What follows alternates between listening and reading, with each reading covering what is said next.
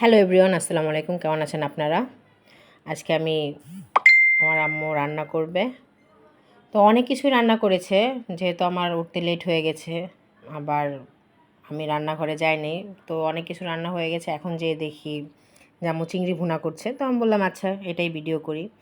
এখানে আমার আম্মু তেল দিয়ে দিয়েছে, তারপর পেঁয়াজ মরিচ একটু ভেজে নিয়েছি, লবণ দিয়ে ভাজা হয়ে গেছে। এখন একটু পানি দিয়ে নিল।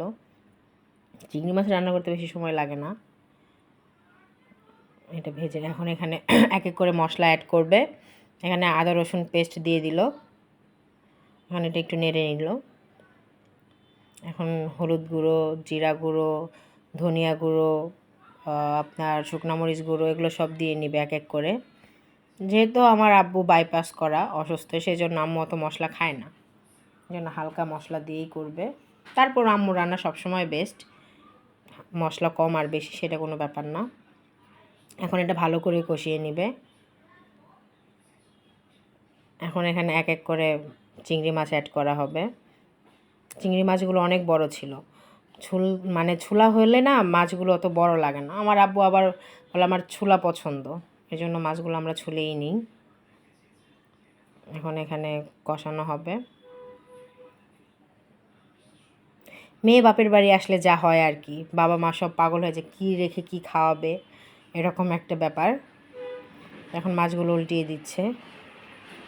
আজকে আমি শেয়ার করবো আম্মু কী কী রান্না করেছে, তো যেটা পেয়েছি সেটাই শেয়ার করলাম। এখন এটা কষিয়ে নেবে ভালো মতো। এখন এখানে পানি অ্যাড করে দিল। এটাই পানির সাথে সাথে মাছটাও হয়ে যাবে ভুনা। ঢেকে দিল আম্মু।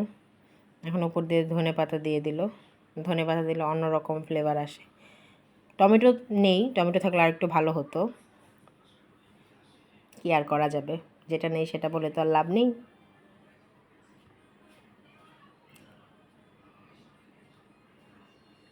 এই যে হয়ে গেল।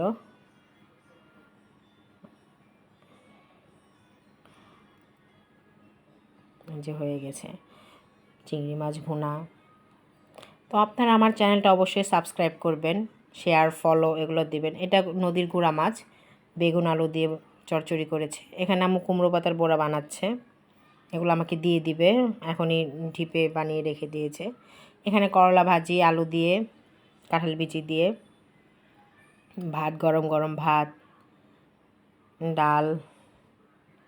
আম্মুর ডালটা অনেক মজা হয়। এখানে মাংস, এটা খাসি মোরগ বলে, আপনারা কে কী বলেন জানি না, আমাদের এখানে খাসি মোরগ বলে। এটা মোরগ সংসার পিঠা, এটা আমাদের অনেক পছন্দ। সবাই ভালো থাকবেন, আল্লাহ হাফেজ।